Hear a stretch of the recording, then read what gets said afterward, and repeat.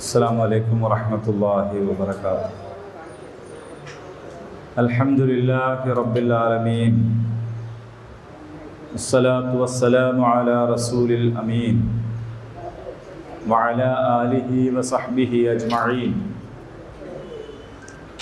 In ഉരീദു ഇല്ലൽ ഇസ്ലാഹ മസ്തതഅതു വമാ തൗഫീഖി ഇല്ലാ ബില്ലാഹ് അലൈഹി തവക്കൽതു വഇലൈഹി ഉനീബ്.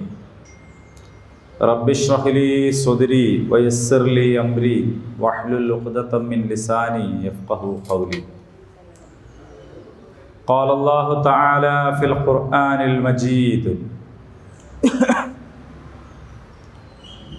അഊദു ബില്ലാഹി മിനശ് ശൈത്വാനിർ റജീം.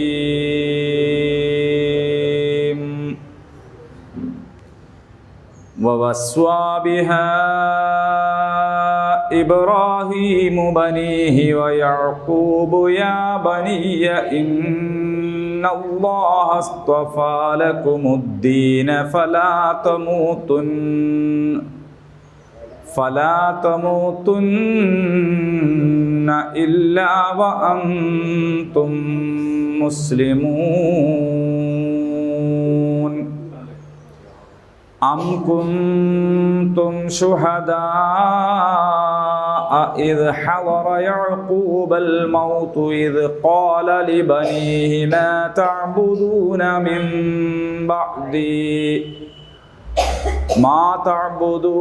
മിൻ ബഅദി ഖാലൂ നഅ്ബുദു ഇലാഹക വഇലാഹ ആബാഇക ഇബ്രാഹീമ വഇസ്മാഈല വഇസ്ഹാഖ ഇലാഹൻ വാഹിദാ വനഹ്നു ലഹു മുസ്ലിമൂൻ. തിൽക ഉമ്മത്തുൻ ഖദ് ഖലത് ലഹാ മാ കസബത് വലകും മാ കസബ്തും വലാ തുസ്അലൂന അമ്മാ കാനൂ യഅമലൂൻ.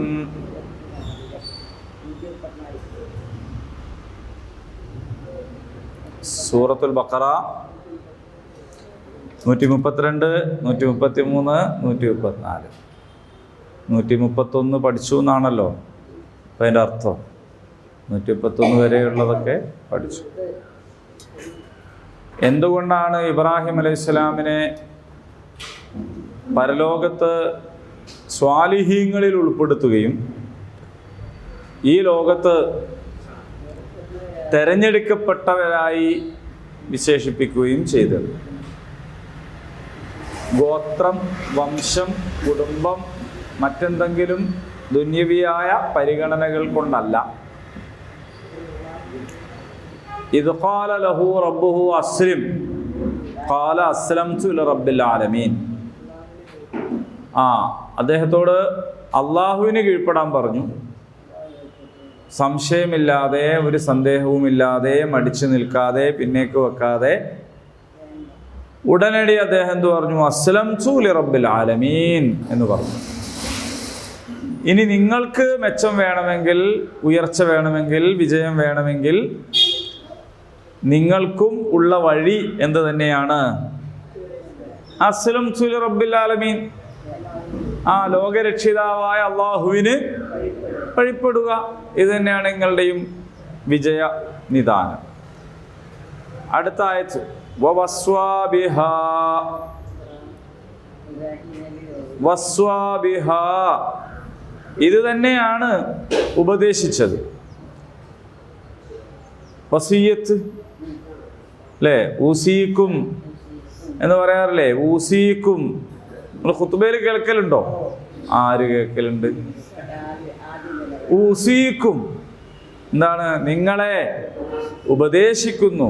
ഖതീബ് വിനയാന്വിതനായിട്ട് പറയും ഇയ്യായ, എന്നെയും ഉപദേശിക്കുന്നു. അത് ശരി, എന്നെ തന്നെ ഉപദേശിക്കുക, എന്നാ നീ നന്നായിട്ട് വാ എന്ന് നമ്മളാരും പറയലില്ല. കാരണം ഖുതുബ അദ്ദേഹം സ്വന്തത്തിന് വേണ്ടി കൂടിയാണ് നടത്തുന്നത് എന്നത് നമുക്ക് സന്തോഷം ഉണ്ടാക്കുന്നൊരു കാര്യമാണ് അല്ലേ? അങ്ങനെ നിങ്ങൾക്ക് സന്തോഷം ഉണ്ടാവുന്ന നമ്മളൊക്കെ വിചാരിക്കണേ, ശരിയല്ലേ? നിങ്ങളെല്ലാവരും നന്നായിക്കോളി എന്ന് പറയുന്നതാണോ നമുക്കെല്ലാവർക്കും നന്നാവാം എന്ന് പറയുന്നതാണോ നിങ്ങൾക്ക് ഇഷ്ടം? ഒരാൾ നിങ്ങളെങ്ങനെ പറയണം ഈ നന്നായിക്കോ, ഈ അങ്ങനെ ആയിക്കോ ഇങ്ങനെ ആയിക്കോ എന്ന് പറയുന്നതിനേക്കാൾ നമുക്ക് എല്ലാവർക്കും അല്ലേ എന്നതാണ് സാധാരണ, അങ്ങനെയാണ്. അപ്പോൾ ഉസീക്കും വ ഇയ്യായ എന്ന് പറയാറുണ്ട്. നിങ്ങളെ ഉപദേശിക്കുന്നു, എന്നെയും ഉപദേശിക്കുന്നു. നബി സല്ലല്ലാഹു അലൈഹി വസല്ലമിന്റെ അടുത്ത് ആളുകൾ വന്നിട്ട് പറയാറുണ്ടായിരുന്നു, ഉസീനി, എന്നെ ഉപദേശിക്കൂ എന്ന് പറയാറുണ്ടായിരുന്നു. നമ്മളോട് ഈ പുതിയ കാലത്തെ ലീഡർഷിപ്പ് ക്വാളിറ്റി, അതേപോലെ ലീഡർഷിപ്പ് ട്രെയിനിങ് ആളുകളൊക്കെ നമ്മളോട് പറഞ്ഞു തന്നിട്ടുള്ളൊരു കാര്യമുണ്ട്. ഉപദേശം എന്ന് പറയുന്നത് വളരെ മോശമാണ്,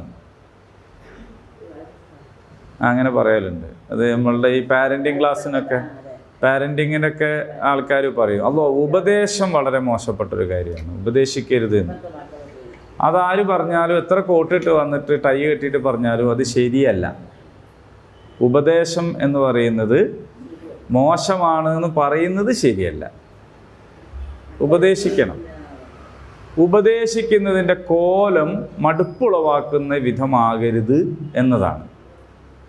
ശരിക്കും അവർ പറയേണ്ടിയിരുന്ന അങ്ങനെയാണ്. നിങ്ങളിങ്ങനെ ഒരു ഉപദേശിയായിട്ട് ഇങ്ങനെ ആളുകളെ മടുപ്പിക്കരുത്, വെറുപ്പിക്കരുത് എന്നായിരുന്നു പറയേണ്ടത്. പക്ഷെ അവർ പറയുന്നത് മൊത്തത്തിൽ തന്നെ ഉപദേശം ശരിയല്ല എന്നാണ്. നിർദ്ദേശങ്ങളും വേണ്ടി വരും, ഉപദേശവും വേണ്ടി വരും. അപ്പോൾ നമുക്ക് തന്നെ നമ്മളൊരു ഒരു ഒരു ഒരു ഒരു ജംഗ്ഷനിൽ നിൽക്കുക എന്ന് വിചാരിക്കുക. എന്ത് തീരുമാനം എടുക്കണം, വ്യത്യസ്ത വഴികളുണ്ട്, എന്ത് ചെയ്യണം. അപ്പോൾ നമ്മളൊരാൾ വളരെ ആത്മാർത്ഥതയുള്ള ഗുണകാംക്ഷയുള്ള ഒരാൾ നമ്മൾ ഉപദേശിച്ചാൽ അത് നമുക്ക് വലിയ ആശ്വാസമാവില്ലേ? അപ്പം നമുക്കൊരു വഴി തെളിയും.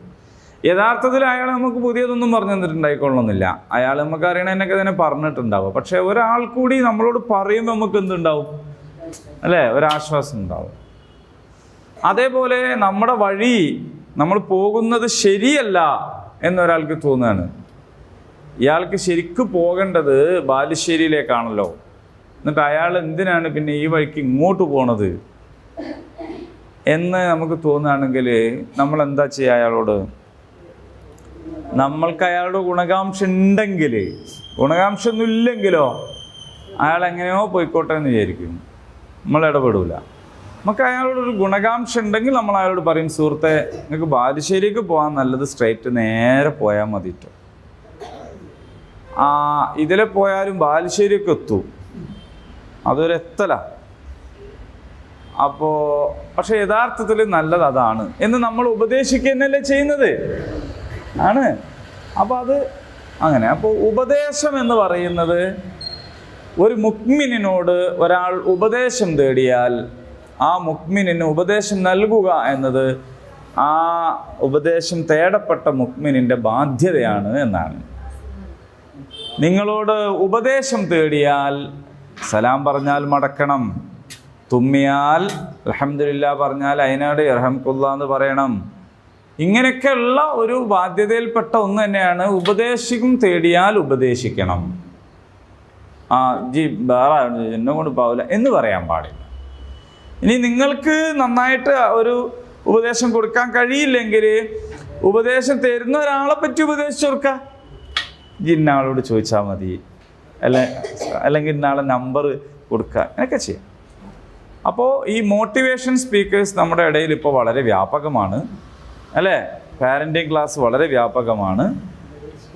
പാരൻറ്റിങ് ക്ലാസ് എന്നും പിന്നെ ഇയാൾ മാതാക്കളോട് പറഞ്ഞു കൊടുക്കും, കുട്ടികളെ നിങ്ങൾ ഒരു കാരണവശാലും അടിക്കരുത് എന്ന് പറയും, ഉപദേശിക്കരുതെന്നും പറയും, അടിക്കരുത് എന്നും പറയും. ഇയാൾ മോനെ നല്ല അടിച്ച് ശരിയാക്കിയിട്ടേക്കും വന്നിട്ടുണ്ടാവുക. എന്നിട്ട് ഇത് കേട്ട ഉമ്മ ഇവനെന്ത് വൃത്തിയുടെ ചെയ്താലും അനങ്ങൂല. അവസാനം ഈ കുട്ടി എല്ലാ പിടുത്തവും വിടും. മനസ്സിലായില്ലേ? അപ്പോൾ ഇസ്ലാം നമ്മളോട് പറയുന്നത് നമ്മളെ ദേഷ്യം തീർക്കാൻ കുട്ടികളെ തല്ലരുത്, അത് വളരെ പ്രധാനമാണ്. ചില ആൾക്കാർ മാപ്പിളനെ തല്ലാൻ പറ്റാത്തതിന് പകരം എന്ത് ചെയ്യും? മക്കളെ തല്ലും. മാപ്പിളൻ്റെ മുമ്പിൽ വെച്ചിട്ട് ഇവനെ നല്ലോണം പൊട്ടിക്കും. കുറച്ചുകൂടി കടന്നിട്ട് ചില ആളുകൾ അയൽവാസിനെ തല്ലാൻ പറ്റാത്തതിന് എന്ത് ചെയ്യും? സ്വന്തം മക്കളെ തല്ലും. അങ്ങനെയൊക്കെ ഉണ്ട്. തല്ല് ഇവിടെ ആണെങ്കിൽ കൊള്ളുന്നതായിരിക്കാണ് അയൽവാസിക്കാണ് എന്നാണ്, ശരിയാണത്. അവരാകെ പ്രകോപിതരാവും. കാരണം ഇവനാണ് വേദനിക്കുന്നത്. പാവം ഇവൻ എന്തിനാ വേദന സഹിക്കുന്നത്? ശരിക്ക് അയൽവാസിനെ തല്ലാൻ കഴിയാത്തതുകൊണ്ടാണ്. ഇങ്ങനെയൊക്കെയുള്ള തല്ലലുണ്ട്. ഇങ്ങനെ ഒരാൾക്ക് വേണ്ടി വേറെ ആളടിക്കുക എന്ന് പറയുന്നത് എന്താണ്? ശരിക്ക് ദുനിയാവിൽ നിലനിൽക്കുന്ന ഒരു ന്യായമാണ്. ഇത് കുടുംബത്തിലും രാഷ്ട്രീയത്തിലും ഒക്കെ അങ്ങനെ ഉണ്ട്, അന്താരാഷ്ട്ര തലത്തിലും അങ്ങനെ ഉണ്ട്. അപ്പോൾ അങ്ങനെ തല്ലരുത് എന്നതാണ്. നിങ്ങളുടെ ദേഷ്യമുള്ളപ്പോൾ ദേഷ്യം തീർക്കാൻ വേറെന്തോ ഒരു പണികൾ എടുക്കുക. എന്നിട്ട് മകനെ അവൻ നന്നാവാൻ വേണ്ടിയിട്ട് നിങ്ങൾ അവനെ അടിക്കേണ്ടപ്പോൾ മാന്യമായ രീതിയിൽ അടിക്കുക. മാന്യമായ രീതിയിൽ ചിലപ്പോൾ ഓളെ അടിക്കേണ്ടി വരും. മനസ്സിലായില്ലേ? അപ്പം അടിക്കുമ്പോൾ നിങ്ങൾ മുഖത്തടിക്കരുത്, അടിക്കുമ്പോൾ നിങ്ങൾ പൊട്ടും പൊളിയുള്ള രീതിയിൽ അടിക്കരുത് എന്നാണ് പറഞ്ഞിട്ടുള്ളത്. അടിക്കേണ്ടി വന്നാൽ അടിക്കണം. ഇപ്പം നടക്കൂല എന്ന് ഞാൻ പറഞ്ഞത് അതുകൊണ്ട് തന്നെയാണ്. ഇപ്പോൾ വിദ്യാർത്ഥിനെ തല്ലാൻ പാടില്ല, കുട്ടികളെ തല്ലാൻ പാടില്ല, ആരെയും തല്ലാൻ പാടില്ല, ആരെയും തൊടാൻ പാടില്ല. പോയണോന് പോണ വഴിക്ക് പോട്ടെ എന്നുള്ളതാണ് നിയമം.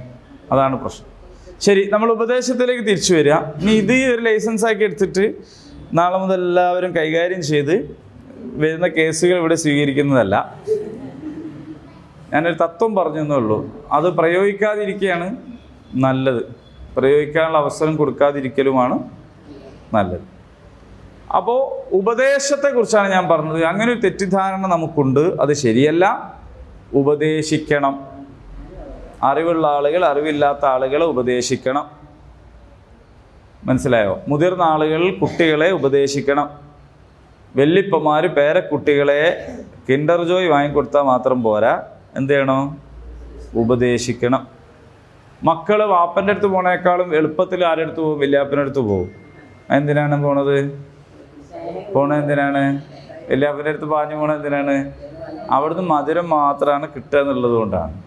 മധുരം കൊടുത്തോളൂ, ആവുന്നത്ര കൊടുത്തോളൂ, പക്ഷേ അതേ സമയത്ത് ഉപദേശിക്കണം. പരസ്പരം ഉപദേശിക്കണം.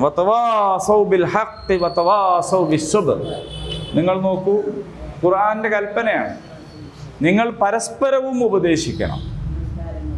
എല്ലാം സത്യം കൊണ്ടും സഹനം കൊണ്ടും എന്നാണ്. ഏഷണി കൂട്ടല്ല വേണ്ടത്. കണ്ടില്ലേ, ഓളൊരു പോക്ക് നിങ്ങൾ കണ്ടില്ലേ? ഇങ്ങനൊന്നും വെച്ച് പൊറപ്പിക്കരുത് കേട്ടോ. നിങ്ങൾ വന്നിട്ട് ഓൾ എണീച്ചു നിന്നില്ല, ഓൾ നിങ്ങളോട് ഇങ്ങനെ പറഞ്ഞാൽ ഇതിനാണ് എന്ത് പറയുക? നെമീമത്ത് എന്ന് പറയുക, ഏഷണി എന്ന് പറയുക. ഒരാളൊരു സംഗതി ഒരാൾക്ക് പുറത്തു കൊടുക്കാൻ വിചാരിച്ചിട്ടുണ്ടാവും, പക്ഷെ നമ്മളത് സമ്മതിക്കൂല. ഈയൊക്കെ എന്ത് മനുഷ്യനാണോ, അങ്ങനെ അങ്ങോട്ട് വരാൻ പാടുണ്ടോ? നല്ലോണം കൊടുക്കണം, നല്ലോണം പറയണം. ഇതിനാണ് നെമീമത്ത് എന്ന് പറയുന്നത്. നെമീമത്ത് അങ്ങനെയാണ്. നിങ്ങളെപ്പറ്റി അല്ലല്ലോ ഇപ്പം നമ്മൾ മൊത്തത്തിൽ അല്ലേ പറയണം. ഞാൻ നിങ്ങളോട് ആദ്യം പറഞ്ഞിട്ടില്ലേ, ഞാനിവിടെ പറയുന്ന ദോഷങ്ങളൊന്നും നിങ്ങൾക്കുള്ളതല്ല, ഞാൻ പുറമെയുള്ള ആളുകൾക്ക് വേണ്ടിയിട്ട് പറയാം. അപ്പോൾ ഉപദേശിക്കണം എന്നാണ് ഇതിൻ്റെ ഈ ആയത്തിൻ്റെ തണലിൽ, ഖുർആനിൻ്റെ തണലിലാണല്ലോ നമ്മൾ ജീവിക്കേണ്ടത്. ഇത് വെച്ചുകൊണ്ട് ഞാൻ പറയുന്നു. അതേ സമയത്ത് ഉപദേശിക്കുന്ന ആൾക്ക് എന്ത് വേണം? ഒരു ബോധവും സ്ഥലകാല ബോധവും ആരോടാണ് പറയുന്നതെന്നുള്ള ബോധവും ഒക്കെ ഉണ്ടാവണം. ആ മാന്യത വെച്ചുകൊണ്ടാണ് പറയേണ്ടത്. നമ്മളെക്കാൾ അറിവും വിവരമൊക്കെ ഉള്ള ഒരു പ്രധാനപ്പെട്ട ഒരാളാണെന്ന് വിചാരിക്കുക. ആളുകളൊക്കെ ബഹുമാനിക്കുന്ന ആദരിക്കുന്ന ഒരു വലിയ പണ്ഡിതനാണെന്ന് വിചാരിക്കുക. അയാളടുത്ത് ചിലപ്പോൾ എന്തെങ്കിലും ഒരു തകരാറ് സംഭവിച്ചിട്ടുണ്ട്. അപ്പോൾ അയാളോട് പോയിട്ട് നാട്ടുകാരുടെ ഒന്നും എന്താക്കരുത്? നമ്മൾ അറിഞ്ഞുകൂടാത്ത നമ്മളെ പേരക്കുട്ടിനോടോ നമ്മളെ ശിഷ്യനോടോ പറയുന്ന ഭാഷയിൽ പറയരുത്, ശൈലിയിൽ പറയരുത്. ആളുകൾ നന്നാവണമെന്നാണ് നിങ്ങൾ ഉദ്ദേശിക്കുന്നതെങ്കിൽ അയാളെ ഒറ്റക്ക് വിളിച്ചു കൊണ്ടുപോയിട്ട് അയാളുടെ തെറ്റുകൾ എന്താണെന്ന് പറഞ്ഞു കൊടുക്കുക. ആളുകളുടെ ഇടയിൽ അയാളെ പരമാവധി കെയർ ചെയ്യുക. ഇതൊക്കെയാണ് അതിൻ്റെ ഒരു രീതി. ചില ആളുകൾ പക്ഷേ ഈ ഒരു രംഗത്ത് എന്താണെന്ന് വെച്ചാൽ ഉപദേശിച്ചുകൊണ്ടേയിരിക്കും. മക്കൾ വാപ്പാനെ കാണുമ്പോൾ തന്നെ എന്താവും? അവിടുന്ന് മെല്ലെ മാറും. കാരണം ഇയാൾ തുടങ്ങി. അതെന്നെ പറയുന്നത് എന്തായിരിക്കും? പണ്ട് കാലത്ത് ഞാനൊക്കെ എൻ്റെ ചെറുപ്പത്തിൽ എങ്ങനെയാണ് ജീവിച്ചാൽ. അപ്പോൾ ഇവനിത് കേൾക്കാൻ ഒരു താല്പര്യമില്ല. നിങ്ങൾ ചെറുപ്പകാലത്ത് എങ്ങനെ ജീവിച്ചു എന്നതല്ല അവൻ്റെ പ്രശ്നം. എന്നാൽ അതേ സമയത്ത് ചെറിയൊരളവിൽ നിങ്ങളതെന്ത് ചെയ്യണം? അവന് കൊടുക്കുകയും വേണം. ഉപ്പ് പോലെയാണ് ഉപദേശം. ഉപ്പ് എന്ന് പറയുന്നത് ഭൂമിയുടെ ഉപ്പാവുക എന്നൊക്കെ പറയും. ഉപ്പ് അനിവാര്യമായ കാര്യമാണ്. പക്ഷേ എന്നാൽ ഏതായാലും കുറഞ്ഞ വിലക്ക് കിട്ടുന്നൊരു മുതലാണല്ലോ എന്നും വിചാരിച്ചിട്ട് കുറേ ഉപ്പ് വാരി ഇട്ടാൽ എന്താവും? ഇപ്പം അത് നോക്കാവും. അങ്ങനെ ആവരുത്. അത് അതിൻ്റെ അളവിലും കൃത്യതയിലും ഇടേണ്ടപ്പോഴും തന്നെ ഇടണം. മനസ്സിലായോ? പച്ചക്കറി വേവിക്കുമ്പോൾ ഉപ്പിടേണ്ട സമയത്തല്ല ഇറച്ചി വേവിക്കുമ്പോൾ ഉപ്പിടേണ്ടി. നിങ്ങൾക്ക് അറിയാനെ പറ്റി അറിയോ? ഉപ്പ് ഇടുക എന്നല്ലാണ്ട് സമയം തെറ്റിയാൽ പോലും അതിൻ്റെ സംഗതിയിൽ മാറ്റം ഉണ്ടാകും. അപ്പോൾ അതുപോലെയാണ് ഉപദേശം. സമയം തെറ്റി ഉപദേശിക്കരുത്, കൃത്യസമയത്തായിരിക്കണം. പക്ഷെ ഉപദേശം ക്യാൻസലാക്കരുത്. നിങ്ങൾക്കത് മനസ്സിലായിട്ടുണ്ടെന്ന് ഞാൻ വിചാരിക്കും. ഇബ്രാഹിം ഉപദേശിച്ചു ബനീഹി, തൻ്റെ മക്കളോട് ഉപദേശിച്ചു. ഏതാ ഉപദേശിച്ചത്? ബിഹാ, ഇതു തന്നെയാണ് ഉപദേശിച്ചത്. ഏതു തന്നെയാണ് ഉപദേശിച്ചത്? അസ്ലിം. നേരത്തെ പറഞ്ഞില്ലേ? ഇബ്രാഹിം അലൈഹിസ്സലാം മക്കളോട് ഉപദേശിച്ചത്, മക്കളെ നിങ്ങളെല്ലാവരും ഇസ്രായേലരാവണട്ടോ എന്നല്ല. ഇവരിപ്പോ പറഞ്ഞുകൊണ്ടിരിക്കുന്നത് ഇസ്രായേലരാണ് മെച്ചം, ഞങ്ങളാണ് അങ്ങനെയാണല്ലോ. അപ്പോൾ അല്ലാഹു തആല പറയാണ്, ഇബ്രാഹിം എന്താണ് മക്കളോട് ഉപദേശിച്ചത്? നിങ്ങൾ ഇങ്ങനെ ഏതെങ്കിലും ഒരു ഗോത്രത്തിലാവണമെന്നോ, അല്ലെങ്കിൽ ഇസ്മായില്യരാകണമെന്നോ, അല്ലെങ്കിൽ ഖുറൈശികളാകണമെന്നോ, അതല്ലെങ്കിൽ ഏതെങ്കിലും ഒരു ഖബീല അതിൻ്റെ അകത്ത് നിൽക്കണമെന്നോ ഒന്നുമല്ല. എന്താ ഉപദേശിച്ചത്? അസ്ലിം, അള്ളാഹുവിന് കീഴ്പ്പെടണം എന്നാണ് ഉപദേശിച്ചിട്ടുണ്ടായിരുന്നത്.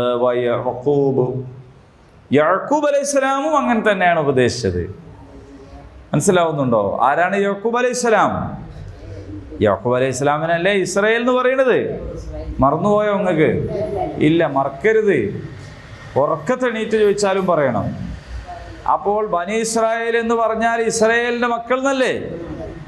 എങ്കിൽ ആ ഇസ്രായേൽ, ആ യാക്കൂബ് അലൈഹിസ്സലാം എന്താണ് മക്കളെ ഉപദേശിച്ചത്? യാ ബനിയ, എൻ്റെ മക്കളെ, ഇന്നല്ലാഹ, നിശ്ചയമായും അല്ലാഹു, ഇസ്തഫ, നമ്മൾ നേരത്തെ പഠിച്ചല്ലോ, അത് തെരഞ്ഞെടുത്തിരിക്കുന്നു, ലക്കും, നിങ്ങൾക്ക് തെരഞ്ഞെടുത്തിരിക്കുന്നു. എന്താണ് തെരഞ്ഞെടുത്തത്?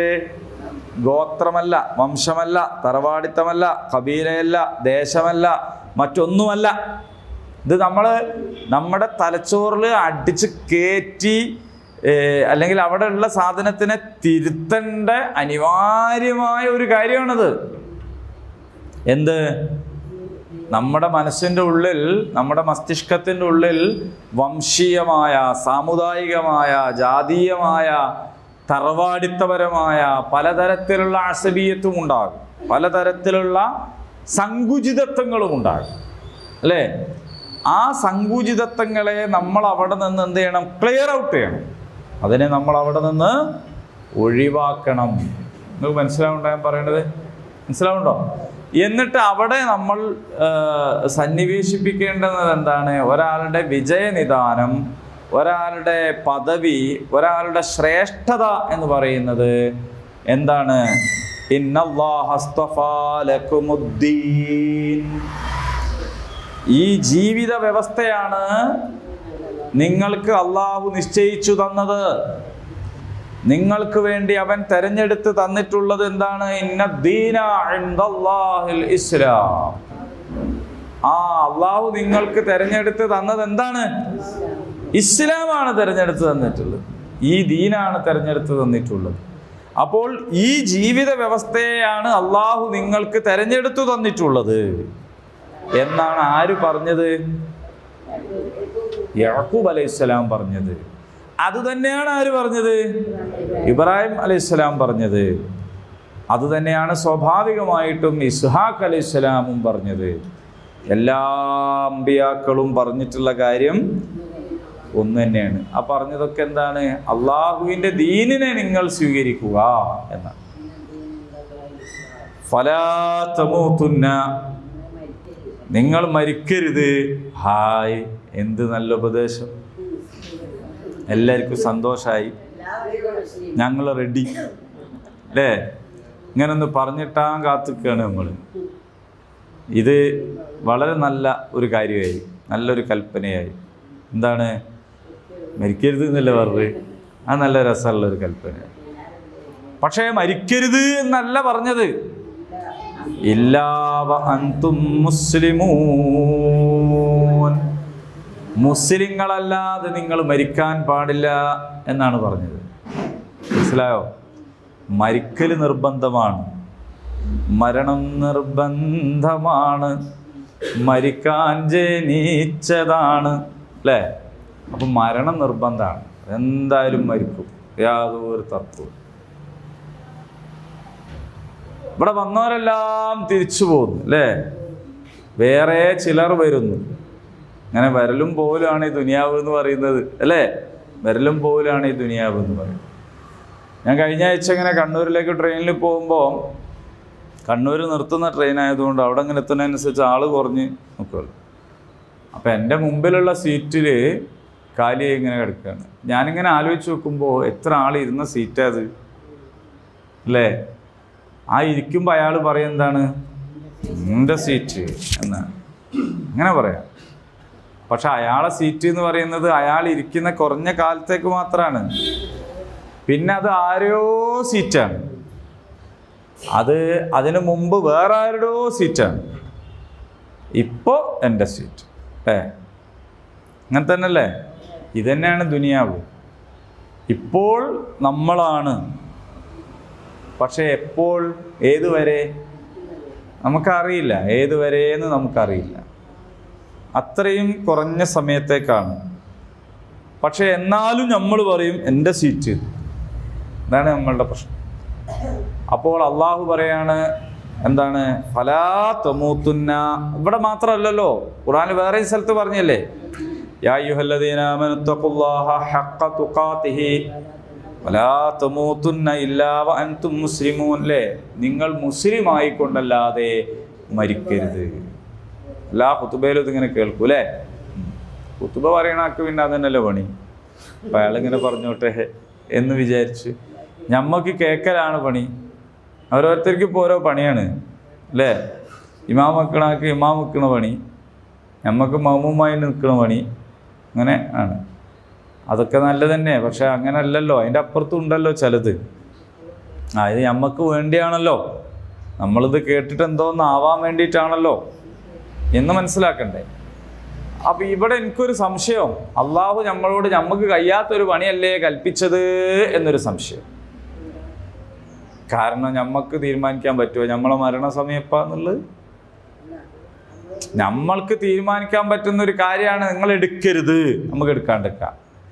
നിങ്ങൾ എടുക്കണം, അപ്പം നമുക്ക് എടുക്കാം അല്ലേ? ഒരു സാധനത്തിനെ പറ്റി നമ്മളോട്, അപ്പം നിസ്കാരത്തിനെ പറ്റി തന്നെ നമ്മളോട് പറയാം, നിങ്ങൾ നിസ്കരിക്കണം, അപ്പം നമ്മൾ പോയി നിസ്കരിച്ചാൽ മതി. നിങ്ങൾ നോമ്പെടുക്കണം, ആ നോമ്പെടുത്താൽ മതി. ഇതിപ്പോൾ നമുക്ക് കഴിയുന്ന പണിയാണോ? നിങ്ങൾ മരിക്കരുത്, നിങ്ങൾ മുസ്ലിം അല്ലാണ്ട് മരിക്കരുത്. അങ്ങനെ നമുക്കറിയാം എപ്പോഴാണ് മരിക്കുകയെന്ന്. നമുക്ക് അറിയുന്നൊരു സമയമാണ്. ഇപ്പോൾ ഖുർആൻ ക്ലാസ്സിന് വരുമ്പോഴാണ് മരിക്കണമെങ്കിൽ ഓക്കെ, അപ്പോൾ നമുക്ക് മനസ്സിലായി നമ്മൾ ഖുർആൻ ക്ലാസ്സിനാണ് വന്നത്, അപ്പോൾ ദീനി മാർഗത്തിലാണ്, മുസ്ലിമാണ്. ഓക്കെ, നമ്മളിപ്പോൾ പുരയിൽ വിരുന്നുകാർ വരുമ്പോൾ നമ്മൾ മക്കളോട് പെരുമാറുന്നത് എങ്ങനെയായിരിക്കും? മക്കൾക്ക് ഇഷ്ടമാണ് വിരുന്നുകാർ വരുന്നത്. എന്താ കാരണം എന്നറിയാം നിങ്ങൾക്ക്? മക്കൾക്ക് തിന്നാനൊന്നല്ല, മക്കൾക്ക് ഇപ്പം അങ്ങനെ തിന്നാനൊന്നും വേണ്ട. മക്കൾക്ക് ഏറ്റവും ഇഷ്ടമാണ് വിരുന്നുകാർ വരുന്നത്. ഇതിൻ്റെ കാരണം വിരുന്നുകാർ വന്നാൽ പിന്നെ ഉമ്മൻ്റെയും പാപ്പൻ്റെയൊക്കെ ഒരു സ്വഭാവം എത്ര നല്ല വിശിഷ്ടമാണ്. മോനെ അല്ലേ, മോൻ എടുക്കേണ്ടാത്തൊരു സാധനം എടുക്കുകയാണെങ്കിൽ മോനെ അത് വീണു കേട്ടോ, അവിടെ കിട്ടോ. വിരുന്നുകാർ പോയാലോ അല്ലേ? അപ്പം കുട്ടിക്ക് നല്ല ഇഷ്ടമാണ് എന്ത്, ആരെങ്കിലുമൊക്കെ ഇങ്ങനെ വന്നുകൊണ്ട് നിന്നാൽ മതിയേനും. അപ്പോൾ വാപ്പ വീണ് കാലൊടിഞ്ഞപ്പം കണ്ടമാനം ആൾ കാണാൻ വന്നാൽ മോൻ വിചാരിക്കും വാപ്പൻ്റെ മറ്റേ കാലം ഒടിഞ്ഞാൽ മതിയേനും. കാരണം എന്താ വെച്ചാൽ ആളുകൾ വരുമ്പോൾ എന്തൊരു നല്ല പെരുമാറ്റമാണ്. ഓക്കും ചിലപ്പം തോന്നും എന്ത്, മൂപ്പര് എന്തൊരു നല്ല, ഇതാ ഇങ്ങോട്ടൊക്കെ പേര് വരെ വിളിക്കൂല, ഉഷാറായിട്ട് ഇതാരാ വന്ന് നോക്ക് എന്നൊക്കെ പറയണ കേൾക്കുമ്പോൾ എന്തൊരു ഇഷ്ടം. പോയാലല്ലേ അല്ലേ? നിങ്ങളൊന്നല്ലാത്ത ചില പെണ്ണുങ്ങളും അങ്ങനെ ഉണ്ട്. അങ്ങനെ ആരെങ്കിലും വന്നാൽ മൂപ്പരെ ഭയങ്കര ബഹുമാനമായിരിക്കും. നിങ്ങളല്ല, പോയാൽ പിന്നെ അങ്ങനെ അത് വേറൊരു സ്ഥലത്തുള്ള ആൾക്കാർ, അങ്ങനെ കുറച്ച് ആൾക്കാരുണ്ട്. ശരി, അപ്പോ ഇത് നമ്മൾ മുസ്ലിമാണോ മുസ്ലിമല്ലേ? നമ്മൾ മുസ്ലിമാണോ മുസ്ലിമല്ലേ? ഇതാ വേണ്ടേ? ആരെങ്കിലും കാണൂട്ടോ. തോന്നിയാസം ചെയ്യാൻ പോകുമ്പോൾ തോന്നിയാസം ചെയ്യാണ്ടിരിക്കാൻ പറയണാണ്. എന്താ പറയണേ? ആരെങ്കിലും കാണൂട്ടോ. അപ്പൊ ആരും കണ്ടില്ലെങ്കിലോ? അപ്പോൾ നമ്മൾ മൊബൈൽ നോക്കുകയാണ്. മൊബൈൽ നമ്മൾ ഇങ്ങനെ പോകുമ്പോൾ നമ്മൾ ആലോചിക്കണോ നമ്മൾ എപ്പോഴാണ് മരിക്കാന്ന് അറിയില്ല. മനസ്സിലായി നിങ്ങൾക്ക്? അപ്പൊ ഞാനിപ്പോ മുസ്ലിമാണോ മുസ്ലിമല്ലേ? മുസ്ലിം എന്ന് പറഞ്ഞാൽ അള്ളാന്റെ കൽപ്പന അനുസരിക്കുക. അള്ളാഹ് കാണാൻ പറഞ്ഞത് കാണുക, കാണരുത് പറഞ്ഞത് കാണാതിരിക്കുക. വല്ലൽ ബസർ, കണ്ണ് താഴ്ത്തുക എന്ന് പറഞ്ഞിട്ടുണ്ട്. അപ്പൊ കണ്ണ് താഴ്ത്തേണ്ടപ്പോൾ താഴ്ത്തുക, നോക്കേണ്ടതിനെ നോക്കുക, പറയേണ്ടത് പറയുക, കേൾക്കേണ്ടത് കേൾക്കുക, പോകേണ്ടടുത്ത് മാത്രം പോവുക. ഇതാണല്ലോ അള്ളാഹുവിന് കീഴ്പ്പെടുക എന്ന് പറഞ്ഞാൽ. ഇങ്ങനെയാണോ ഞാൻ എപ്പോഴും? കാരണം എപ്പോൾ വേണമെങ്കിലും മരിക്കാം. ഒരാൾക്ക് ഉറക്കത്തിൽ മരിക്കാം, ഭക്ഷണം കഴിക്കുമ്പോൾ മരിക്കാം, എങ്ങോട്ടോ പോകുമ്പോൾ മരിക്കാം, അല്ലേ?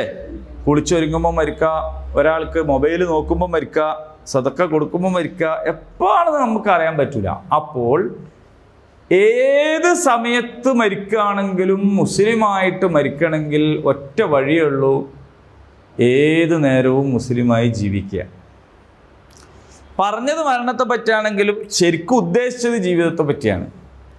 വലാ തമൂതുന്ന ഇല്ലാ വഅൻതും മുസ്ലിമൂൻ എന്ന് പറഞ്ഞാൽ അതിൻ്റെ അർത്ഥം എന്താണ്? നിങ്ങൾ മുസ്ലിമായി കൊണ്ടല്ലാതെ ജീവിക്കരുത് എന്നാണ് പറഞ്ഞത്. വാക്കാൽ എന്താണ്? മുസ്ലിമായി കൊണ്ടല്ലാണ്ട് മരിക്കരുത് എന്നാണ്. പക്ഷെ മുസ്ലിമായി കൊണ്ടല്ലാണ്ട് മരിക്കരുത് എന്നുള്ള കൽപ്പന പാലിക്കണമെങ്കിൽ എന്ത് വേണം? മുസ്ലിമായി കൊണ്ടല്ലാണ്ട് ജീവിക്കരുത്. ഇപ്പൊ നമ്മൾ നിസ്കാരത്തെക്കുറിച്ച് പറയാറുണ്ട്, അതിൻ്റെ ഒരു പെർഫെക്ഷൻ. നിങ്ങൾ നിസ്കാരത്തിൻ്റെ ഒരു ഫോട്ടോ എടുത്തു എന്ന് വിചാരിക്കുക. ഒരാൾ നിസ്കരിക്കുന്നത് ഫോട്ടോ എടുത്തു എന്ന് വിചാരിക്കുക. എപ്പോഴാണെന്നൊന്നും അയാളോട് പറയാണ്ട് ഏതോ ഒരു നേരത്തെ ആ ഫോട്ടോ എടുത്തതെന്ന് വിചാരിക്കുക. ആ ഒരു ഒറ്റ ഫോട്ടോ കണ്ടാൽ തന്നെ അയാൾ നിസ്കരിക്കുകയാണെന്ന് മനസ്സിലാവണം. മനസ്സിലായില്ല? നിസ്കരിക്കുമ്പോൾ ഒരാൾ ഇങ്ങനെ ആക്കുക, അപ്പോൾ ആ ഫോട്ടോ എടുക്കണമെങ്കിൽ നിസ്കരിക്കാമെന്ന് തോന്നുമോ? അയാൾ മാന്താന്നാ തോന്നുള്ളൂ. അതെ. അപ്പൊ അതിൻ്റെ അർത്ഥം എന്താണ്? നിങ്ങളുടെ നിസ്കാരത്തിൽ നിങ്ങൾ എന്ത് ചെയ്യണം? നിങ്ങളുടെ ഏത് നിമിഷം സ്റ്റില്ലെടുത്താലും അത് നിസ്കാരമാണ് എന്ന് മനസ്സിലാവണമെങ്കിൽ എന്ത് ചെയ്യണം?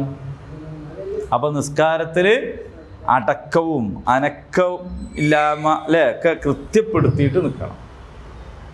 അപ്പൊ എന്തല്ലോ ആവിയിട്ടിട്ടും അവിടെ ചൊറിഞ്ഞിട്ടും തിരിഞ്ഞു കളിച്ചിട്ടും ഒരലസമായിട്ടും ഒക്കെ അപ്പാണ് ഫോട്ടോ എടുക്കണമെങ്കിൽ നിസ്കരിക്കാമെന്ന് തോന്നൂല. അതാണ്. ഇതാരോ ഫോട്ടോ എടുക്കാൻ വേണ്ടിയിട്ടോ നിങ്ങൾ അങ്ങനെ ഏൽപ്പിക്കാൻ വേണ്ടിയിട്ടോ ഒന്നുമല്ല. നിങ്ങൾ അങ്ങനെ ഒന്ന് നിസ്കരിച്ച് നോക്കുമ്പോഴാണ് നമ്മളെന്ത് ചെയ്യുക? നമ്മളെ നിസ്കാരത്തിൽ പല ചലനങ്ങളും നമ്മൾക്ക് വേണ്ടെന്ന് മനസ്സിലാവുക. ഇതുപോലെ ഏത് സമയത്ത് മലക്കുൽ മൗത്ത് വന്നാലും, ഏത് ചർച്ച നടത്തുമ്പോൾ വന്നാലും അന്നേരം പിടിച്ചുകൊണ്ടുപോകുമ്പോൾ നിങ്ങൾ ആർക്ക് കീഴ്പ്പെട്ടവനായിരിക്കണം? അള്ളാഹ്ക്ക് കീഴ്പ്പെട്ടവനായിരിക്കും. വേറെ ആർക്കോ കീഴ്പ്പെട്ട അവസ്ഥയിൽ, വേറെ ആർക്കോ വേണ്ടി പണിയെടുത്തുകൊണ്ടിരിക്കുന്ന ഒരവസ്ഥയിലാണ് നിങ്ങളെ പിടിക്കണമെങ്കിൽ നമ്മൾ അനുസ്മരണ യോഗത്തിൽ നമ്മൾ പറയും അയാൾ വളരെ ഗംഭീരനായിരുന്നു, വളരെ ഉഷാറായിരുന്നു, അയാൾ വമ്പിച്ച ജനസേവകനായിരുന്നു എന്നൊക്കെ നമ്മൾ പറയും. പക്ഷേ അയാളെ മലക്കുൽ മൗത്ത് കൊണ്ടുപോയത് എങ്ങനെ ആയിരിക്കൂല? മുസ്ലിമായിട്ടായിരിക്കൂല. അപ്പൊ മുസ്ലിമായിട്ട് ജനിച്ചു, എല്ലാവരും അങ്ങനെ ജനിക്കുക. മുസ്ലിമായിട്ട് ജീവിച്ചു, ചിലരങ്ങനെയാണ് ജീവിക്കുക. മുസ്ലിമായിട്ട് മരിച്ചു എന്ന് പറയുക ഇനിയും ചിലരാണ്. മുസ്ലിമായിട്ട് ജനിക്കുകയും കാഫറായിട്ട് ജീവിക്കുകയും മുസ്ലിമായിട്ട് മരിക്കുകയും ചെയ്യുന്നവരുണ്ട്. മുസ്ലിമായിട്ട് ജനിക്കുകയും കാഫറായിട്ട് ജീവിച്ച് മുസ്ലിമായിട്ട് മരിക്കുക. മുസ്ലിമായി ജീവിച്ചിട്ട് കാഫറായി മരിക്കുന്നവരുണ്ട്. മുസ്ലിമായി ജനിച്ച് മുസ്ലിമായി ജീവിച്ച് മുസ്ലിമായി മരിക്കുക എന്ന് പറയുന്നതാണ് അള്ളാഹിൻ്റെ വലിയ തൗഫീഖ്. അങ്ങനെ വേണമെങ്കിൽ അനുനിമിഷവും മുസ്ലിമോ, ഫുൾ ടൈം മുസ്ലിമാണോ, പാർട്ട് ടൈം മുസ്ലിമായാൽ അത് കഴിയൂല. അപ്പം നിങ്ങൾ വ്യക്തി സാമൂഹ്യ ജീവിതത്തിൽ നിങ്ങൾ എവിടെ ആരോട് പെരുമാറുമ്പോഴും എന്ത് ഇടപാട് നടത്തുമ്പോഴും അവിടെയൊക്കെ അള്ളാഹുവിന് കീഴ്പ്പെട്ടുകൊണ്ടാണ് ഞാനിത് ചെയ്യുന്നത് എന്ന ബോധത്തോടു കൂടി ചെയ്യണം. അള്ളാഹ്ക്ക് പൊരുത്തമുള്ളത് മാത്രം ചെയ്യണം. അള്ളാഹുവിനെ ഓർമ്മിച്ചുകൊണ്ട് ചെയ്താൽ മാത്രം പോരാ. ആ ബിസ്മില്ലിൽ കള്ളുടിച്ചിട്ട് കാര്യമുണ്ടോ? ഇല്ല. കാരണം ബിസ്മി ചെല്ലണം, പക്ഷെ ഹലാലായതല്ലേ കുടിക്കാൻ പറ്റുള്ളൂ, അല്ലേ? നമ്മളതായ ആവേശത്തിൽ എന്തോ കുറേ ചെല്ലിയിട്ട് കാര്യം. ഇപ്പോൾ ലോഹർ നിസ്കാരത്തിൽ ഉറക്കം ഓതിയിട്ട് കാര്യമുണ്ട്. ഒരു ഭക്തി കൂടുതൽ ഇട്ടിട്ട് ഒന്ന് ഉഷാറായിക്കോട്ടെ, പഠിച്ച ജീവിതമൊക്കെ കൂടി വെച്ചിട്ട് ലോഹറിൽ ഉറക്ക സൂറത്ത് ഓതിയിട്ട് കാര്യമുണ്ടോ? ലോഹർ നിസ്കാരം ഉറക്കം ഓതാനുള്ളതല്ല. അപ്പോൾ അവിടെ ഉറക്കം ഓതിയിട്ട് കാര്യമില്ല. എവിടെ എന്ത് ചെയ്യണമെന്ന് പഠിപ്പിച്ചിട്ടുണ്ട് അതേ ചെയ്യാവൂ, അതല്ലാത്തതൊന്നും ചെയ്തിട്ട് കാര്യമില്ല. അപ്പോൾ വലാ തമൂത്തുന്ന, നിങ്ങൾ മരണപ്പെടരുത്, ഇല്ലാവ അൻതും മുസ്ലിമൂൻ. എങ്ങനെ മരണപ്പെടരുത്? മുസ്ലിമായി കൊണ്ടല്ലാതെ നിങ്ങൾ മരിക്കാൻ പാടില്ല എന്ന് പറഞ്ഞാൽ അതിൻ്റെ അർത്ഥം മുസ്ലിമായി കൊണ്ടല്ലാതെ നിങ്ങൾ ജീവിക്കാൻ പാടില്ല എന്നാണ്. ഇതൊരു സാമുദായികമായ വർഗീയമായ പ്രശ്നമല്ല. അതാണിത് പഠിപ്പിച്ചുകൊണ്ടിരിക്കുന്നത്. ജൂതന്മാരെ പറയണത് ഇതൊരു സാമുദായിക വിഷയമായിട്ടാണ്, ക്രൈസ്തവർ പറയുന്നത് ഒരു സാമുദായിക വിഷയമായിട്ടാണ്. അങ്ങനെ തന്നെ നമ്മളും പറയല്ല. നമുക്ക് വേണമെങ്കിൽ ചോദിക്കാം, ക്രിസ്ത്യാനികൾ പറയുന്നു ക്രിസ്ത്യാനിയായിട്ടേ മരിക്കാവൂ, അല്ലേ? മുസ്ലിങ്ങൾ മുസ്ലിമായിട്ടേ മരിക്കാം, അങ്ങനെ ആയാൽ ശരിയാവുമോ? ഇതങ്ങനെ പറയല്ല. ഇത് പറയുന്നത് സമുദായത്തിൽ ചേരണം എന്നല്ല, അള്ളാഹുവിനെ കീഴ്പ്പെട്ട് ജീവിക്കുക എന്നാണ്. അള്ളാഹുവിന് കീഴ്പ്പെട്ട് ജീവിക്കുക. അള്ളാഹുവിന് കീഴ്പ്പെട്ട് ജീവിക്കുക എന്ന് പറഞ്ഞാൽ അള്ളാഹുവിൻ്റെ ഇഷ്ടവും പൊരുത്തവും അനുസരിച്ച് ജീവിക്കുക. ഇതാണ് കാര്യം. ഇനി ചോദ്യം കുറച്ചൊരു ഗൗരവത്തിൽ, അല്പം ഒരു ആക്ഷേപ സ്വഭാവത്തിൽ, എന്നാൽ വലിയ ഒരു മുന്നറിയിപ്പിൻ്റെ ഭാവത്തിൽ ഒക്കെയാണ് അടുത്തത്. അം കുന്തും, അല്ല നിങ്ങളായിരുന്നോ ശുഹദാ, സാക്ഷികൾ, ഇത് ഹദറ യഅഖൂബൽ മൗത്ത്, യഅഖൂബ് അലൈഹിസ്സലാമിന്റെ മരണമാസന്നമായ നേരത്ത് നിങ്ങൾ അവിടെ ഉണ്ടായിനോ? യഅഖൂബ് നബിയുടെ ആൾക്കാരാണ്, ഞങ്ങൾ ഇസ്രായേലിയാണ്, ഞങ്ങൾ അങ്ങനെയാന്നൊക്കെ പറയണ്ടല്ലോ. നിങ്ങളുണ്ടായിനവിടെ? യാക്കൂബ് അലൈഹിസ്സലാമിന് മരണമാസന്നമായ സമയത്ത് ഇത് ഖാല, അദ്ദേഹം അങ്ങനെ പറഞ്ഞു. എന്താ പറഞ്ഞത്? പറഞ്ഞ നേരത്തിൽ ബനീഹി, തൻ്റെ മക്കളോട് ചോദിച്ചു. ഖാല എന്ന് പറഞ്ഞാൽ പറഞ്ഞു, ചോദിച്ചു, പ്രാർത്ഥിച്ചു, കൽപ്പിച്ചു എന്നൊക്കെ സന്ദർഭം പോലെ അർത്ഥം പറയും. ഇത് ഖാല, അദ്ദേഹം ചോദിച്ച നേരത്ത്, ലിബനീഹി, തൻ്റെ മക്കളോട്, മാ തഅബുദൂന, നിങ്ങൾ എന്തിനെയാണ് ഇബാദത്ത് ചെയ്യുക, മിൻ ബഅദി, എനിക്ക് ശേഷം നിങ്ങൾ എന്തിനെയാണ് ഇബാദത്ത് ചെയ്യുക എന്ന് യാക്കൂബ് അലൈഹിസ്സലാം മരണാസന്നനായ സമയത്ത് മക്കളോട് ചോദിച്ചു. അപ്പം ഇങ്ങനെ അവസാന സമയത്ത് ചോദിക്കുകയാണ് മക്കളോട്, മക്കളെ അല്ലല്ലോ, മക്കളെ എന്ന് വിളിച്ചിട്ട് ചോദിക്കുകയാണ്, എന്താണ് എനിക്ക് ശേഷം നിങ്ങൾ ആരെയാണ് ഇബാദത്ത് ചെയ്യുക? അപ്പോൾ അവരെന്താണ് പറഞ്ഞത്? ഖാലു, അവർ പറഞ്ഞു, ഞങ്ങൾ ഈസാ നബിനെ വിളിച്ചു വരുന്നോളാന്ന് പറഞ്ഞോ, ഉസൈറിനെ വിളിച്ചോളാന്ന് പറഞ്ഞോ, പരിശുദ്ധ കന്യാമറിയമേ എന്ന് വിളിക്കാന്ന് പറഞ്ഞോ, ഞങ്ങൾ അതേപോലെ തന്നെ പുണ്യാളന്മാരെ വിളിച്ചിട്ട് പരിശുദ്ധ തോമാസ് ശ്ലീഹേ ഞങ്ങൾക്ക് വേണ്ടി അപേക്ഷിക്കണമേ എന്നാണ് പ്രാർത്ഥിക്കുക എന്ന് പറഞ്ഞു. ഇങ്ങനെ വിശുദ്ധമാക്കപ്പെട്ട ധാരാളം കണക്കിന് ഔലിയാക്കന്മാരുണ്ട്, അവരൊക്കെ വിളിച്ച് പ്രാർത്ഥിക്കാം എന്ന് പറഞ്ഞോ. അവരെന്താ പറഞ്ഞത്? അവര് പറഞ്ഞത് നഅ്ബുദു, ഞങ്ങൾ ഇബാദത്ത് ചെയ്യും, ഇലാഹക്, താങ്കളുടെ ഇലാഹിനെ ഞങ്ങൾ ഇബാദത്ത് ചെയ്യും. വ ഇലാഹ ആബാഇക്, അങ്ങയുടെ പിതാക്കളുടെ ഇലാഹിനെ, ഇനി ആരാണ് ആ പിതാക്കൾ എന്നും കൂടി പറയാണ്. ഇബ്രാഹിമിൻ്റെ, വ ഇസ്മായിൽ അലൈഹിസ്സലാമിൻ്റെ, വ ഇസ്ഹാഖ് അലൈഹിസ്സലാമിൻ്റെ. അപ്പം നിങ്ങൾ നോക്കൂ, തുടങ്ങുന്ന എവിടുന്നാ? ഇബ്രാഹിം നബിക്കും ഇല്ലേ ഒരു വാപ്പ? ആസർ ഇലാഹായി കണ്ട ആളല്ല ഞങ്ങൾ ഇബാദത്ത് ചെയ്യാം. ഒന്ന്. രണ്ടാമത്തത് ഇബ്രാഹിം നബിനെ പറഞ്ഞിട്ട് ഇസ്ഹാഖ് നബിനെ മാത്രമല്ല പറഞ്ഞത്, ഇസ്മായിൽ നബിനെയും പറഞ്ഞു. ഇവരംഗീകരിക്കണില്ല. ഇവരാകെ അംഗീകരിക്കണത് ഇസ്ഹാഖിനെയും യഹൂബിനെയും, അതിൽ താഴോട്ട് വന്നവരെയാണ്. ഹാജറിൻ്റെ മകനായിരുന്ന ഇസ്മായിൽ അലൈഹി ഇസ്ലാമിനെ ഇവർ അംഗീകരിക്കുന്നില്ല. ഇവരെന്ത് വലിയ അബദ്ധമാണ് പറയുന്നത്, എന്ത് വലിയ അബദ്ധമാണ് ചെയ്യുന്നത് ആലോചിച്ച് നോക്കൂ. ഇവർ പറയാണ് ഇസ്മായിൽ എന്ന് പറയുന്നത് നേർക്ക് നേരുള്ള മോനല്ല, നല്ല വഴിയിലുണ്ടായ ഒരു മോനല്ല എന്നാണ് ഇസ്മായിൽ അലൈഹി ഇസ്ലാമിനെ പറ്റി പറയുന്നത്. അപ്പം നല്ല വഴിയിലും നിയമപരമായിട്ടും ഉണ്ടായ മോനല്ല ഇസ്മായിൽ അലൈഹി ഇസ്ലാം എന്ന് പറയുമ്പോൾ ഇവർ ശരിക്കും ആരാണ് ആക്ഷേപിക്കുന്നത് അല്ലേ? അത് വരെ ചിന്തിക്കണ്ടേ? ഇബ്രാഹിം അലൈഹി ഇസ്ലാമിൻ്റെ മോനാണ് ഇസ്മായിൽ അലൈഹി ഇസ്ലാം, അതൊക്കെ. പക്ഷെ നിയമാനുസൃതമായ ഭാര്യയിൽ നിയമാനുസൃതമായ വഴിക്കുണ്ടായതല്ല ഇസ്മായിൽ എന്ന് അവർ പറഞ്ഞാൽ അപാരെ അവരാക്ഷേപിക്കുന്നത് പിന്നെ അങ്ങനെയാണ്. നമുക്ക് അത് നല്ല ശ്രദ്ധ വേണം. നമ്മൾ ചില ആളുകളോടുള്ള ദേഷ്യം തീർക്കാനും ഓരോടുള്ള പക കൂട്ടാനും ഓരോടുള്ള വൈരാഗ്യത്തിനും നമ്മൾ എന്ത് ചെയ്യും? പറയും. പറഞ്ഞു നോക്കിയാൽ നമ്മളെയും കൂടി അയക്കും. മനസ്സിലാകുന്നുണ്ടെങ്കിൽ അങ്ങനെയാണ്. അപ്പോൾ നമ്മളൊരു അയൽവാസി ഉണ്ടായിരുന്നു മുമ്പ്, നമ്മൾ ചലപ്പുറത്ത് താമസിക്കുന്നു. അപ്പോൾ ആ അയൽവാസി ഒരു നല്ല മനുഷ്യനാണ്. നല്ല മനുഷ്യൻ എന്ന് പറഞ്ഞാൽ ഞങ്ങൾ അയൽവക്കക്കാർക്കൊക്കെ നല്ല സ്നേഹമുള്ള. അയാൾ മരിച്ചുപോയി, വേറെ നാട്ടിലാണ്, പിന്നെ പോയി താമസാക്കി അയാൾ മരിച്ചു. തെങ്ങുമ്മ കയറുന്ന പണിയാണ്. തെങ്ങുമ്മ കയറി വരുമ്പോൾ വെള്ളം നിറച്ചും കുടിച്ചിട്ടാണ് വരിക. അങ്ങനെ കുടിച്ച് വന്നതുകൊണ്ട് ഞങ്ങൾക്ക് ആർക്കും ഒരു പ്രത്യേകിച്ചൊരു ബുദ്ധിമുട്ടൊന്നും മൂപ്പരുണ്ടാക്കൂല. അങ്ങനെ കുടിച്ചിട്ട് വരുമ്പോൾ ഞങ്ങളെങ്ങാനും മുന്നിൽ പെട്ടാൽ അദ്ദേഹം എന്ത് ചെയ്യും? പരമാവധി മിണ്ടാതിരിക്കാൻ ശ്രമിക്കും. പക്ഷേ നമ്മളോട് പിണക്കം കൊണ്ടാണോ മിണ്ടാത്തതെന്ന് തെറ്റിദ്ധരിക്കരുത് വിചാരിച്ചിട്ട് എന്തെങ്കിലും പറയും. പറയുന്നത് വടിവൊത്ത ഭാഷയിലാണ് പറയാൻ. എവിടേക്കാണ് പോകുന്നത് എന്നൊക്കെ ചോദിച്ചിട്ട് അച്ചടി ഭാഷ. കാരണം എന്താണ്? നാവ് സ്ലിപ്പായി പോകാതിരിക്കുക. അത്ര സൂക്ഷിക്കുന്ന ആളാണ്, നല്ല മനുഷ്യനാണ്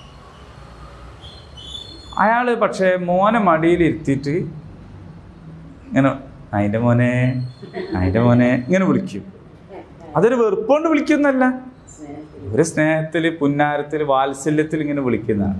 ചെറിയ മോൻ മുമ്പ് കല്യാണം കഴിച്ച കുട്ടികളൊക്കെ ആയിട്ടുണ്ടാവും, വലുതായിട്ടുണ്ട്, ചെറിയ കാലത്തുള്ള കഥയെ പറയും. അപ്പം ഇയാളെ ഭാര്യ ചോദിക്കും, അല്ല മനുഷ്യ, മനസ്സിലായി? ഇയാളെ മോനെ തന്നെ നായിൻ്റെ മോനെ എന്ന് വിളിച്ചാൽ അപ്പോ യഥാർത്ഥത്തിൽ ആരായി? ഇപ്പൊ ഈ പെണ്ണുങ്ങൾ കുടിക്കാത്തതുകൊണ്ട് അതിനങ്ങനെ ചിന്തിക്കാൻ കഴിയുന്നുണ്ട്. അപ്പൊ അത് ചോദിക്കും, അല്ല മനുഷ്യ എന്താ നിങ്ങൾ? അപ്പൊ അതിന് പോകുന്നുണ്ടാവും. അപ്പൊ നമ്മൾ ചിലരെ ആക്ഷേപിക്കുമ്പോൾ അതുകൊണ്ടാണ് നിങ്ങളെ വാപ്പനെ ആക്ഷേപിക്കരുത് എന്ന് പറയുന്നത്. നമ്മളെ സംബന്ധിച്ച് പറയുകയാണെങ്കിൽ നമ്മൾ എല്ലാവരും സഹോദരന്മാരാണ് അല്ലേ? ആണോ അല്ലേ? നമ്മൾ തമ്മിലുള്ള 3 തരം സാഹോദര്യ ബന്ധമുണ്ട്. ഒന്ന് ആദം നബിൻ്റെ മക്കൾ എന്നുള്ളവർക്ക് ഉള്ളൊരു സാഹോദര്യ ബന്ധം, അതിൽ പെടാത്ത ഒരുത്തനുമില്ല. എല്ലാവരും അതിൽപ്പെട്ടു അല്ലേ? രണ്ടാമത്തെ സാഹോദര്യ ബന്ധം മുഅ്മിനീങ്ങൾ എന്നുള്ളവർക്കാണ്, അതിലെല്ലാ മുഅ്മിനീങ്ങളും അതിൽപ്പെട്ടു. മൂന്നാമത്തതാണ് കുടുംബപരമായിട്ടുള്ള സാഹോദര്യ ബന്ധം. യൂസുഫ് അലൈഹിസ്സലാം തൻ്റെ സഹോദരന്മാർക്ക് എല്ലാവർക്കും പുറത്തു കൊടുത്തു. തന്നെ പൊട്ടക്കിണറ്റിൽ എറിഞ്ഞ സഹോദരന്മാർക്ക് പോലും പുറത്തു കൊടുത്തു. അത് കുടുംബപരമായ സാഹോദര്യ ബന്ധമാണ്. ഇതെല്ലാത്തിനും പ്രാധാന്യവും പ്രസക്തിയും ഉണ്ട് അതിൻ്റെതായ അളവിൽ എന്നതാണ്. അപ്പോൾ ഇവർ ഇസ്മായിൽ അലൈഹിസ്സലാമിനെ അംഗീകരിക്കാതെ ഇസ്മായിൽ നബിയെയും ഹാജർ റളിയല്ലാഹു അൻഹയെയും ആക്ഷേപിക്കുമ്പോൾ യഥാർത്ഥത്തിൽ ആക്ഷേപിക്കുന്നത് ആരെയാണ്? ഇബ്രാഹിം നബിനെ തന്നെയാണ്. അപ്പോൾ ഇവരുടെ കർമ്മങ്ങൾക്കൊന്നും ഒരു മാനല്ല, ഒന്നും മനസ്സിലാവാൻ കഴിയണില്ല അല്ലേ? അങ്ങനത്താണ് അവർ ചെയ്യുന്നത്.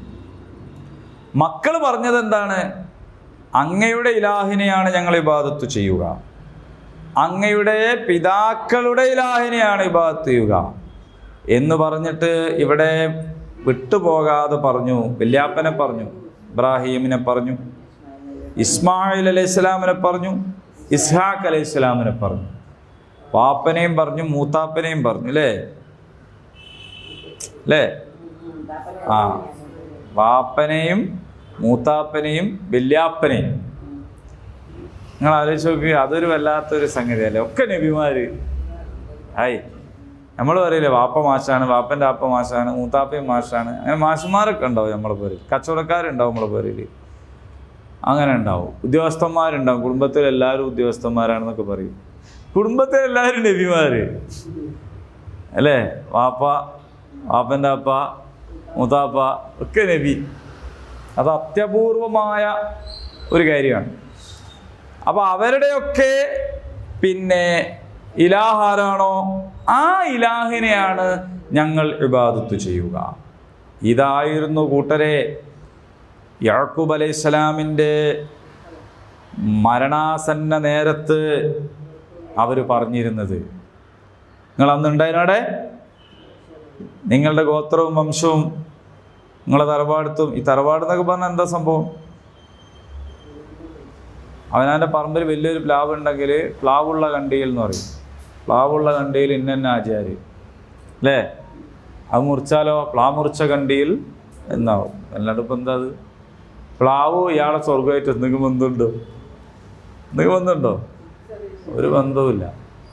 പക്ഷേ അതൊക്കെ ഒരു സ്പെല്ലിങ് തെറ്റിപ്പോയാൽ, അതൊക്കെ ഒന്ന് പറയണേ മാറിപ്പോയാലൊക്കെ ഉണ്ടാവുന്ന പുകിൽ ചെറുതൊന്നുമല്ല. തെറ്റിക്കരുത് കേട്ടോ ഒരാളെ പേരും, അത് വേറൊരു വിഷയമാണ്. ഒരു മനുഷ്യനോട് നിങ്ങൾ പാലിക്കേണ്ടുന്ന ഏറ്റവും വലിയ മാന്യത അയാളുടെ പേരായിട്ട് പറയാന്നുള്ളതാണ്. അത് തെറ്റിക്കാൻ പാടില്ല. ഇവരൊക്കെ പറയില്ലേ മുഹമ്മദ് അല്ലേ? അത് അറിയായിട്ട് പറയല്ല അത്. അപ്പം തെറ്റിച്ചു പറയാം. അതേ സമയത്ത് തറവാട് എന്നൊക്കെ പറഞ്ഞാൽ ഇത്രയേ ഉള്ളൂ. നിങ്ങളുടെ വല്യാപ്പ ഒരു പക്ഷേ അറിയപ്പെട്ട ആളാണ്. വല്യാപ്പൻ്റെ വാപ്പയും അങ്ങനെയാണ്. വല്യാപ്പൻ്റെ വല്യാപ്പ എന്ന് പറഞ്ഞാൽ വേറെ ആരാണ്? പിന്നെ അങ്ങോട്ട് പോയാൽ തീയമ്പ നായരൂ എന്നാണ് മാറിയതാണ്. അലപ്പുറന്താപ്പോ എന്ന് പറഞ്ഞാൽ വല്യാപ്പൻ്റെ വാപ്പ പുതിയ ഇസ്ലാമാണ് എന്ന് പറഞ്ഞാൽ പൂസലാനാണ്. മോശമായിട്ടല്ല ഞാൻ പറയുന്നത്. നമ്മളിപ്പം പൂസലാന്മാരെന്ന് പറഞ്ഞാൽ നമുക്കെന്തോ ഒരു മോശം തോന്നുന്നുണ്ടെങ്കിൽ അത് പുതിയ ഇസ്ലാം എന്നാണ് പൂസലാൻ എന്നായിപ്പോയത്. നമ്മളെല്ലാവരും അങ്ങനെയാണ്. ആരാപ്പം അങ്ങനെ അല്ലാത്തതുള്ളു? എല്ലാവരും അങ്ങനെ. അപ്പോൾ വാപ്പ ആരെയും നോക്കിയിട്ടല്ല. അങ്ങനെയാണെങ്കിൽ ഇബ്രാഹിം നബി പോലും ആരാണ്? ആസറിൻ്റെ മോനാണ്, വലിയൊരു മുവഹിദിൻ്റെ മോനല്ല. അതേ സമയത്ത് തിരിച്ചുങ്ങൾ ആലോചിച്ച് നോക്കൂ, നബി സല്ലല്ലാഹു അലൈഹി വസല്ലമയുടെ വാപ്പാൻ്റെ സഹോദരൻ തന്നെ ആരാണ്? തബ്ബത് യദാ അബീ ലഹബിൻ വതബ്ബ്. അപ്പം കുടുംബ ബന്ധം കൊണ്ട്, തറവാടിത്തം കൊണ്ട്, ഗോത്രമഹിമ കൊണ്ട്, വംശ സംഗതി കൊണ്ട്, ഇതിനൊന്നല്ലേ നമ്മൾ തറവാട് സംഗമം വെക്കണത്. തറവാട് സംഗമം വെക്കണത് എന്തിനാന്ന് വെച്ചാൽ ഇതിനൊന്നും മേനി പറയാനാവാൻ പാടില്ല. അങ്ങനെയാണെങ്കിൽ അത് ജാഹിലിയത്താണ്. ആ സംഗതി അതിനും വേണ്ടിയാണെങ്കിൽ അത് ജാഹിലിയത്താണ്. നമ്മളത് ചെയ്യുന്നത് എന്തിനാന്ന് വെച്ചാൽ നമ്മുടെ ബന്ധങ്ങൾ കൂടുതൽ ഊട്ടിയുറപ്പിക്കാൻ, കുടുംബ ബന്ധങ്ങൾ കണ്ടെത്തുകയും അത് കൂട്ടിയുറപ്പിക്കുകയും ചെയ്യുന്നത് വലിയ പുണ്യം കിട്ടുന്ന കാര്യമാണ്. അപ്പോൾ നമ്മൾ ഫാമിലി ട്രീ വരച്ച് ആരാണെന്ന് നോക്കി അങ്ങനെ പലരെയും പുതിയതായിട്ട് നമ്മൾ കണ്ടുപിടിക്കുന്നുണ്ട്. ഇന്നടുത്തുള്ള കുടുംബം ഇങ്ങനെയാണ്, അങ്ങനെ ഉണ്ടല്ലോ. അങ്ങനെ കണ്ടെത്തി ബന്ധം സ്ഥാപിച്ച് മുന്നോട്ട് പോകാനാണെങ്കിൽ കുടുംബസംഗമം, തറവാട് സംഗമം ഒക്കെ നല്ലതാണ്. അതേ സമയത്ത് നമ്മളെ തറവാടാണ് അത്തറവാടിനേക്കാൾ മെച്ചം എങ്ങനെ പറഞ്ഞു കൊണ്ടുവന്നിട്ട് ആണെങ്കിൽ ഇത് ജാഹിലിയത്താണ്. ഏതാണ്ട് തമ്മിൽ വ്യത്യാസമുണ്ട് കേട്ടോ. വ്യത്യാസങ്ങൾ മനസ്സിലാക്കണം. ഒരേ സംഗതി തന്നെ രണ്ട് നിലയ്ക്ക് ശിർക്കായിട്ടും തൗഹീദായിട്ടൊക്കെ ചെയ്യാൻ പറ്റും. അപ്പോൾ ഇബ്രാഹിം അലൈഹിസ്സലാമിൻ്റെ പാരമ്പര്യം എന്ന് പറഞ്ഞാൽ നിങ്ങൾ മനസ്സിലാക്കണം, വാഹിദ്, ഇലാഹും വാഹിദ്, ഏകനായ ഇലാഹിനെ ഇബാദത്ത് ചെയ്യുക എന്നതായിരുന്നു. നിങ്ങൾ ആരെ മക്കളെ ഇബാദത്ത് ചെയ്യാന്ന് ചോദിച്ചപ്പോൾ അവർ പറഞ്ഞു, ഞങ്ങൾ അങ്ങയുടെ ഇലാഹിനെ, അങ്ങയുടെ പിതാക്കളായ ഇബ്രാഹീമിൻ്റെ, ഇസ്മായിലിൻ്റെ, ഇസ്ഹാക്കിൻ്റെ ഇലാഹിനെയാണ് ഞങ്ങൾ ഇബാദത്ത് ചെയ്യുക. ഇലാഹം വാഹിദ, ആ ഏകനായ ഇലാഹിനെയാണ്. വനഹ്നു ലഹു മുസ്ലിമൂൻ, വനഹ്നു ഞങ്ങളാകട്ടെ ലഹു അവനെ മുസ്ലിമൂൻ കീഴ്പ്പെട്ട് കഴിയുന്നവരാണ്. ആർക്ക്? ആർക്ക്? ആ ഏകനായ ഇലാഹിന് കീഴ്പ്പെട്ട് കഴിയുന്നവരാണ് ഞങ്ങൾ. ഇതാണ് നിങ്ങളുടെ മുൻഗാമികൾ യഅ്ഖൂബ് അലൈഹിസ്സലാമിന്റെ മരണസമയത്ത് പറഞ്ഞത്. അതല്ലാതെ നിങ്ങളിപ്പോൾ പറയുന്ന ഇസ്രായേലരാണെങ്കിലും ഒക്കെ അല്ലെങ്കിൽ പോക്കാണ് എന്ന രീതി അവർക്ക് ഉണ്ടായിരുന്നില്ല. ഇത് ഇസ്രായേലരോട് മാത്രം പറയണതാണെന്നാണ് നമ്മൾ വിചാരിക്കണമെങ്കിൽ നമുക്ക് ഈ ഖുർആനിൽ ഒരു വെളിച്ചവും കിട്ടുകയില്ല. ഇത് നമ്മളോട് പറയണ, നമ്മളോടാണിത് പറയുന്നത്. അതുകൊണ്ട് നിങ്ങൾ മനസ്സിലാക്കിക്കൊള്ളണം, ഒരാൾ ഈ ജാതിയിലായി എന്നുള്ളത് കൊണ്ട് രക്ഷപ്പെടുക. അപ്പോൾ ജൂതന്മാരും അങ്ങനെ തന്നെയല്ലേ പറഞ്ഞത്, എങ്ങനെങ്കിലും ഒരു ജൂതനായി കിട്ടിയാൽ മതി, എങ്ങനെങ്കിലും ഒരു മാമോദീസ മുങ്ങിയാൽ മതി, ക്രിസ്ത്യാനി ആയാൽ മതി, പിന്നെ നിങ്ങൾ ജീവിതം എന്തോ ആയിക്കോട്ടെ. അങ്ങനല്ല. മുസ്ലിം ആവുക എന്ന് പറഞ്ഞാൽ അള്ളാഹുവിന് കീഴ്പ്പെടുക. അള്ളാഹുവിന് കീഴ്പ്പെട്ട് അവൻ്റെ കൽപ്പനകൾ പാലിച്ച് അവനെ മാത്രം അനുസരിച്ച് അങ്ങനെ എല്ലായ്പ്പോഴും വേണം. നിസ്കരിക്കുമ്പോൾ മാത്രം പോരാ, നോമ്പ് നോൽക്കുമ്പോൾ മാത്രം പോരാ, എല്ലാ സമയത്തും വേണം. നമ്മളിപ്പോൾ ഉള്ളത് ഏതാ മാസം? റജബ് അല്ലേ? ഷഅബാൻ കഴിഞ്ഞാലോ റമദാൻ. റജബ് കഴിഞ്ഞാൽ ഷഅബാൻ കഴിഞ്ഞാൽ റമദാനായി അല്ലേ? അപ്പോൾ നമുക്ക് കുറേ നല്ല മനുഷ്യന്മാരെ കാണാം. സന്തോഷമുള്ള കാര്യമാണത്. നമ്മളതിനെ നിരുത്സാഹപ്പെടുത്താനൊന്നും പോകണ്ട. കാരണം ആ ഒരു മാസത്തിൻ്റെ ഒരു സവിശേഷതയാണ്. പക്ഷേ ആ മാസത്തേക്ക് മാത്രമല്ല ഒരാൾ നന്നാവേണ്ടത്. റമദാനിലെ നമ്മൾ മരിക്കുമെന്നല്ലല്ലോ. അപ്പോൾ എല്ലാ മാസത്തിലും നമുക്ക് അള്ളാഹുവിനെ കുറിച്ചുള്ള ബോധവും അവൻ്റെ കൽപ്പന അനുസരിക്കാനുള്ള ബോധവും വേണം എന്നതാണ്. എന്നാൽ അടുത്ത തിൽക ഉമ്മത്തുൻ ഖദ് ഖലത്. തിൽക അത് ഉമ്മത്തുൻ ഒരു ഉമ്മത്താണ്. ഉമ്മത്ത് എന്താണ് അല്ലാത്തെന്താ നമ്മൾ കഴിഞ്ഞ ആഴ്ച പറഞ്ഞിട്ടുണ്ട് കേട്ടോ അല്ലേ? തിൽക ഉമ്മത്തുൻ അതൊരു ഉമ്മത്താണ്. ഖദ് ഖലത് അത് കഴിഞ്ഞു പോയി. ആ ഉമ്മത്ത് കഴിഞ്ഞു പോയി. ലഹാ മാ കസബത് അവർ സമ്പാദിച്ചത് അവർക്കുണ്ട്. വലക്കും മാ കസബ്തും നിങ്ങൾ സമ്പാദിച്ചത് നിങ്ങൾക്കുണ്ട്. വലാ തുസ്അലൂന അമ്മാ കാനൂ യഅ്മലൂൻ അവർ പ്രവർത്തിച്ചതിനെ പറ്റി നിങ്ങളോട് ചോദിക്കൂല. അവർ പ്രവർത്തിച്ചതിനെ പറ്റി നിങ്ങളോട് ചോദിക്കൂല. അപ്പോൾ ഇബ്രാഹിം നബിൻ്റെ കാലത്തുള്ള ആൾക്കാർ, ഇസ്ഹാഖ് നബിൻ്റെ കാലത്തുള്ളവർ, യാക്കൂബ് നബിൻ്റെ കാലത്തുള്ളവർ അതൊക്കെ ഖദ് ഖലത് കഴിഞ്ഞുപോയി. അവരെന്താ ചെയ്തത്? അതിൽ തെറ്റുണ്ടോ ശരിയുണ്ടോ നല്ലതാണോ ചീത്തയാണോ ഇതൊന്നും നിങ്ങളോട് ചോദിക്കൂല.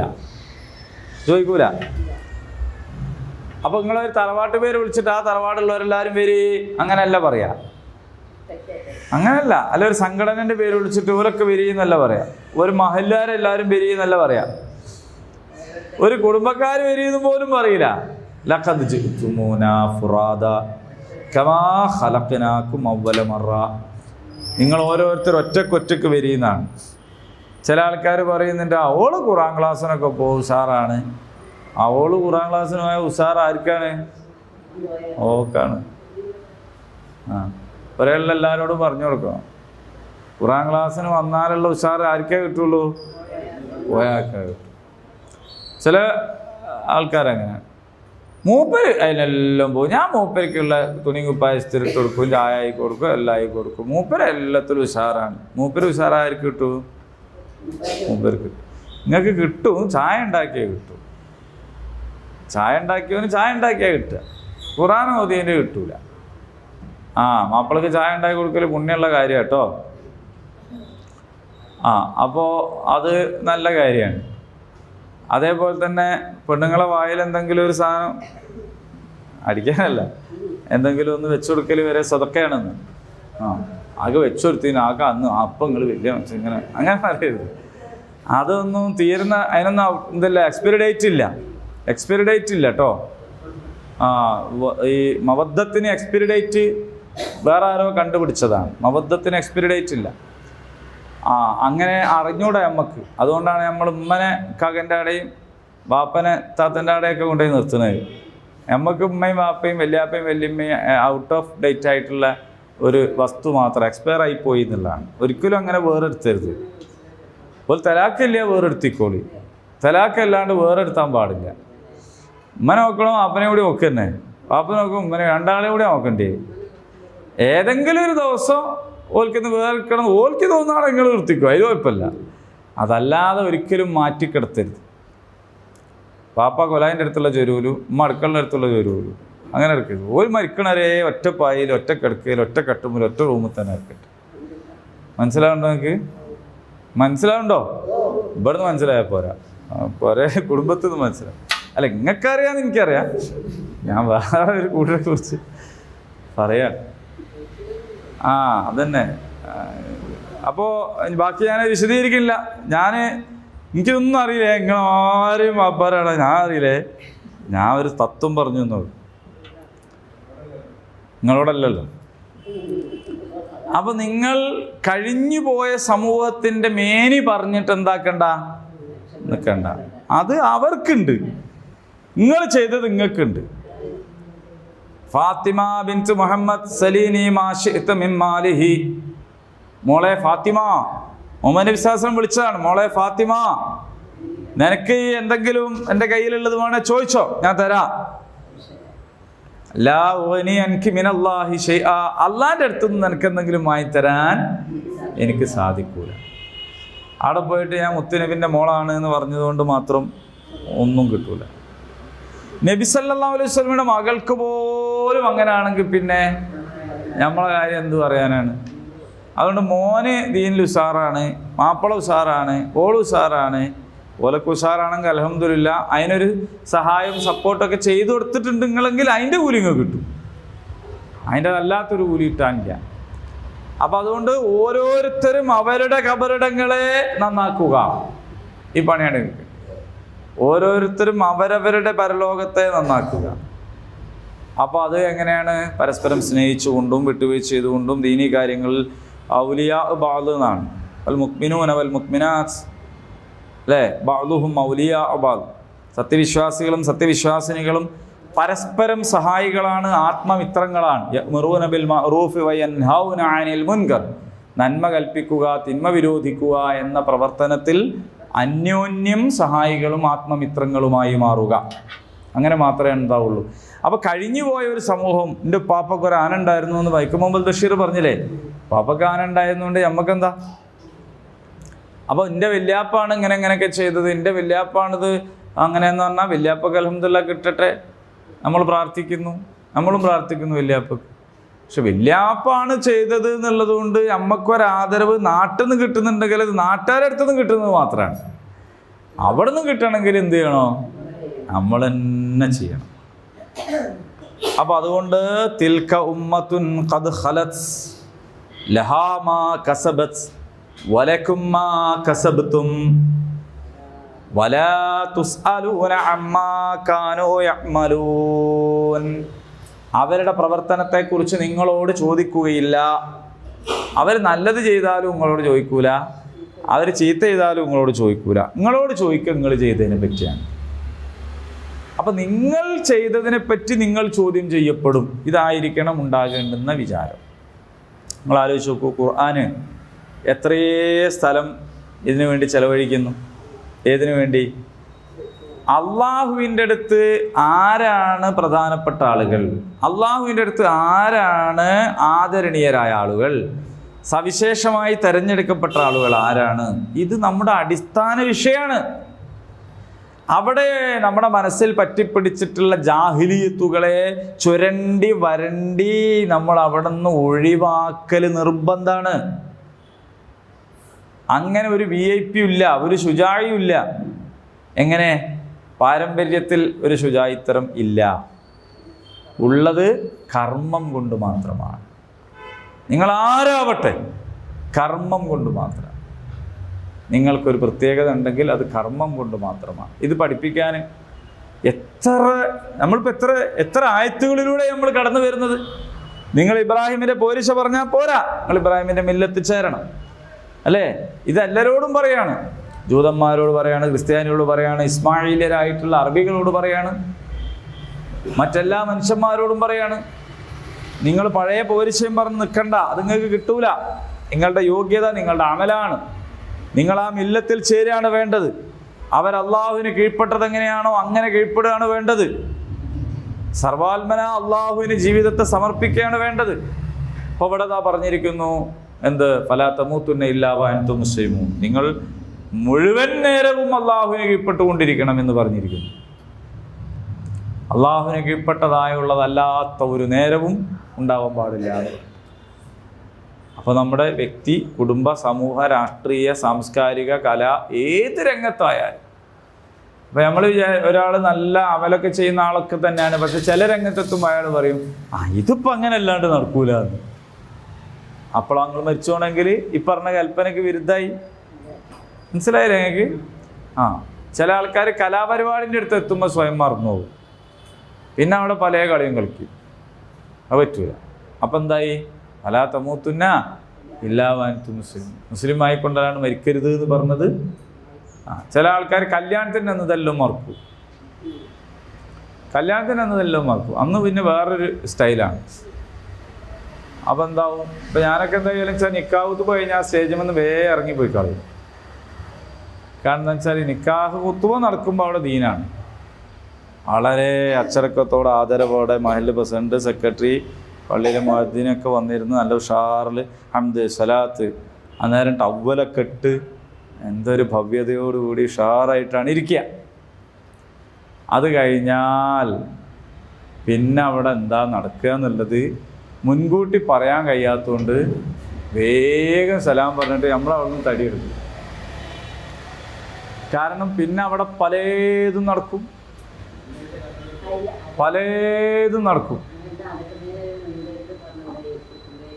ആ കുത്തുബേൽ പറയാത്ത വിഷയം അത് ഓല് കേൾക്കുവോ?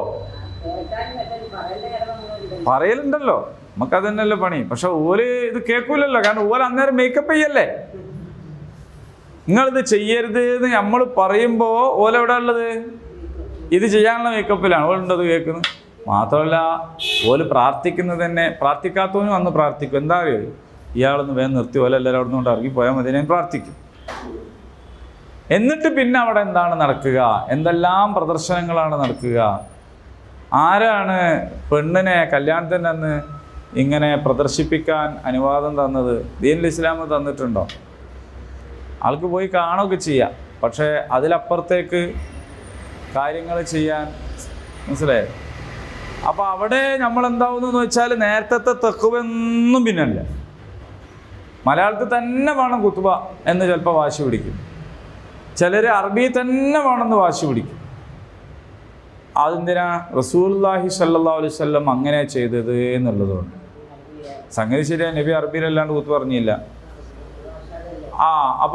അപ്പോൾ പിന്നെ വേറെ ഞാൻ നബീൻ്റെ മാതൃഭാഷയിലല്ലാണ്ട് പറഞ്ഞില്ല. സംഗതി രണ്ടും ശരി തന്നെയാണ്.